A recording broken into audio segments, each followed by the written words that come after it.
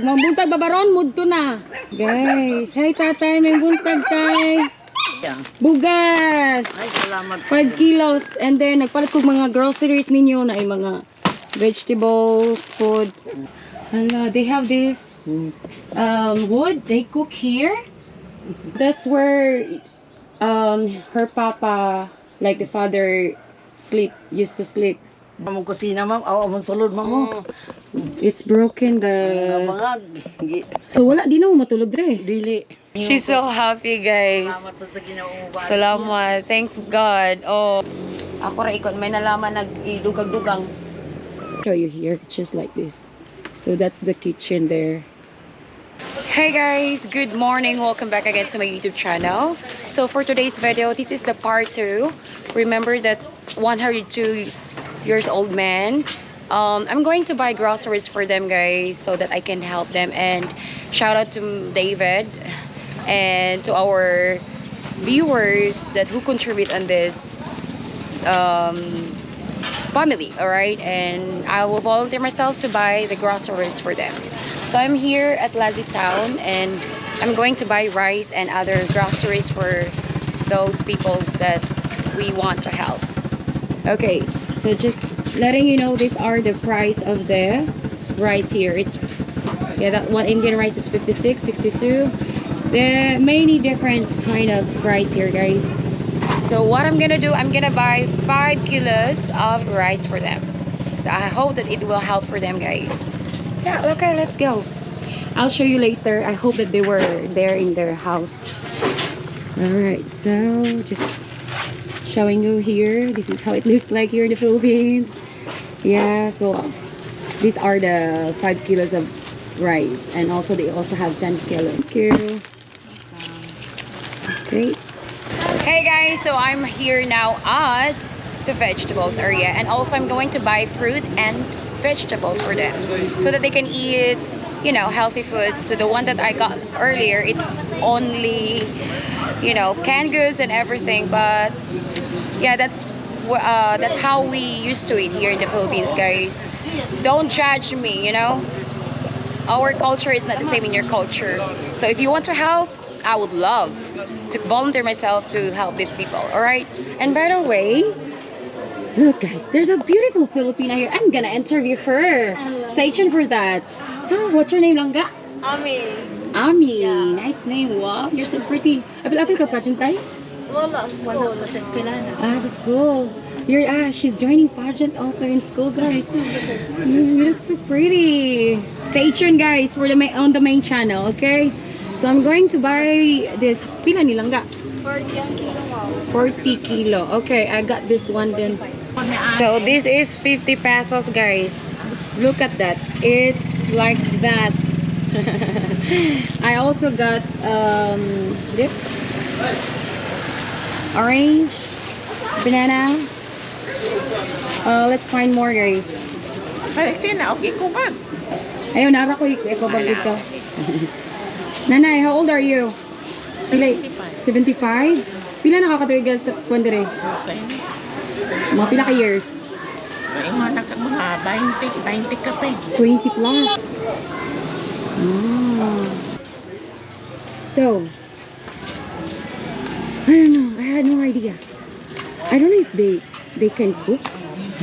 For sure, because they are really old, you know. The elder sister was 75 years old, and the younger sister is 71. You know what? I'll just give them the other cash, you know. Yeah, so that they can buy whatever they want. Oh Lord, this is heavy. Yeah, these are the canned goods and everything. And the rice is light first. They're gonna be happy with this, guys. So yeah, I need to drink. I'm thirsty.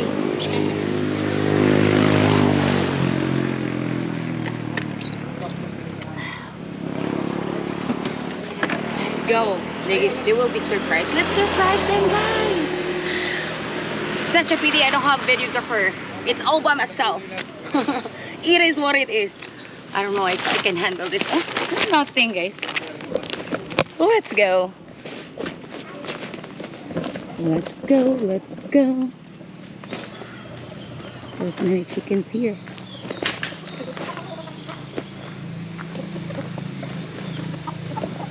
Oops.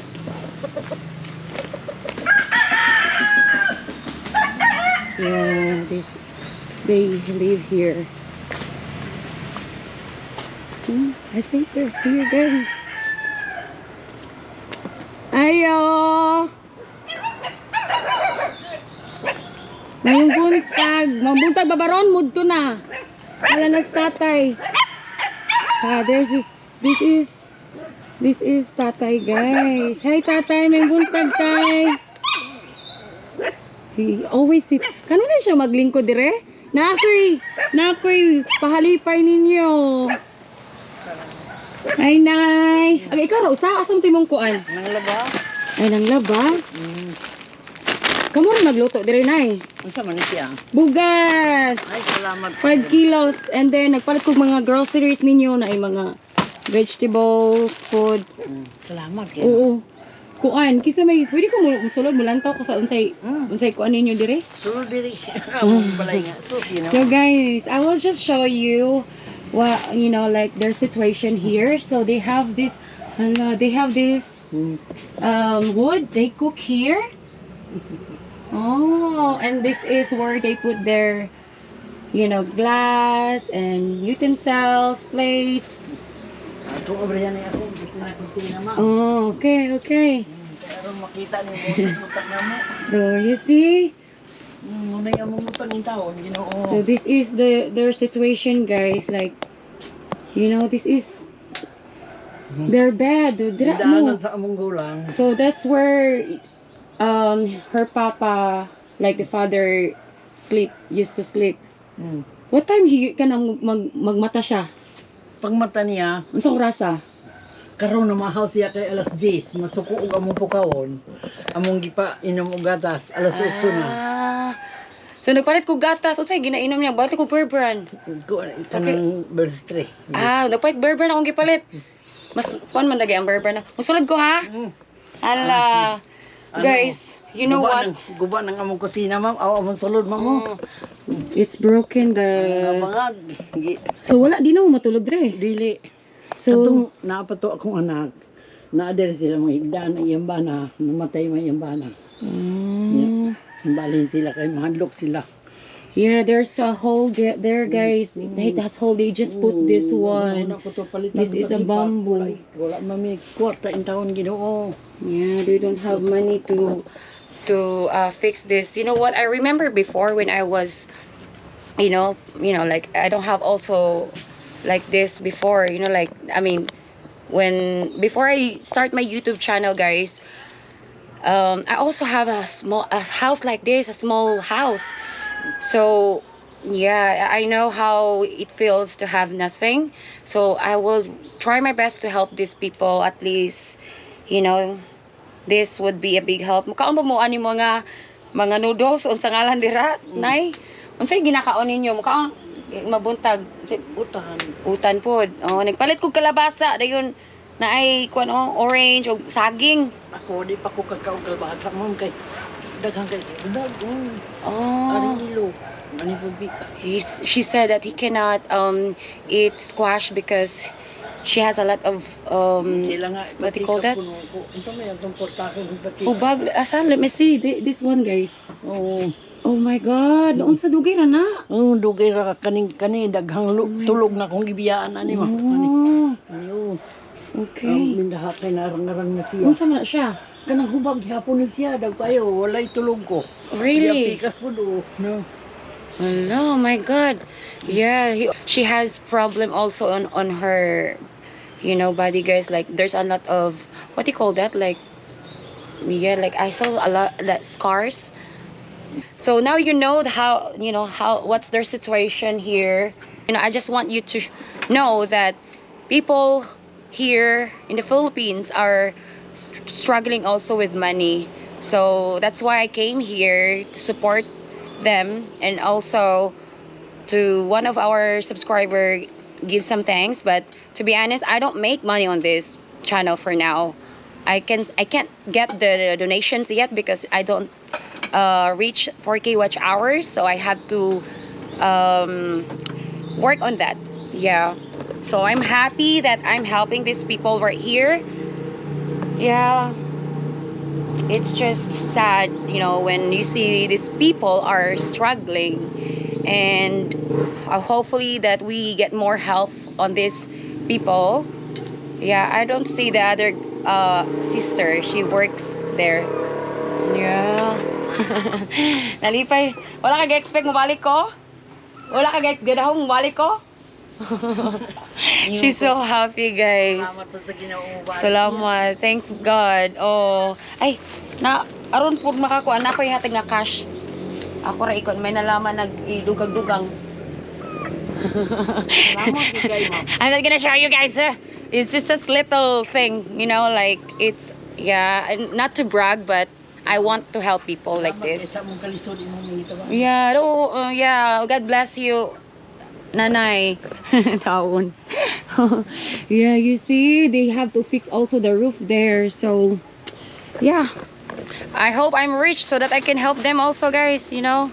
Yeah, if I see people like this, guys, especially if they're old, I would really love to help if I have extra money. Yeah, thanks to all my supporters for watching our videos. Please spread this video, guys, to everybody, so that it's kind of province life living. Okay, so yeah, thank you so much. I will just talk to this for a while, you know, like this. Ay, hold on. I will show you here. Tatay, may buntag. Makadungog ba ni siya? Dili pa. Gama, dili gyud. So he cannot really see. Can you survive this kind of age? I mean, like 102 years old. It's amazing, right?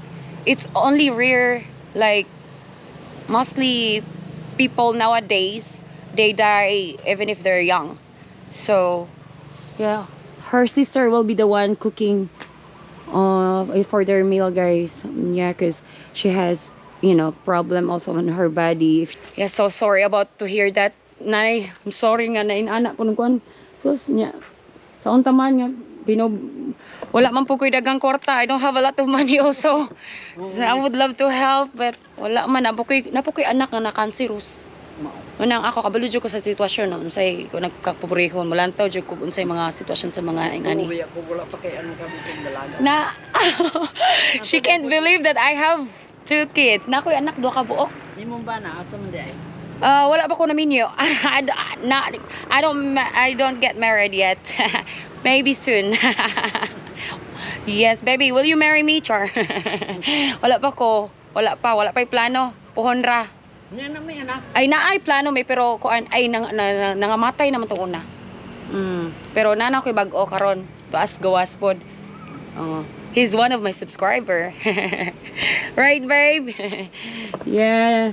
Okay, so thank you so much for watching, guys, and I hope that you learned this kind of video about Philippines life living, you know, how simple life here, how they survive. Yeah, I will show you here, just like this. So that's the kitchen there, just like that. You see, so they don't really sleep on that side because it's broken, so nobody sleep there, and then they just sleep next to their father. Yeah, it is what it is. So thank you so much for watching. I hope that you enjoyed watching this video. Please don't forget to like, share, and subscribe. And if you want to help more, I would love to volunteer myself to help them, guys. Thank you for watching. Bye bye. Have a nice day.